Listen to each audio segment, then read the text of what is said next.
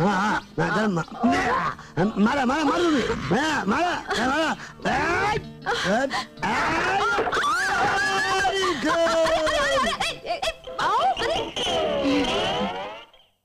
धावत ये लवकरी हे देवाय धावत ये लवकरी.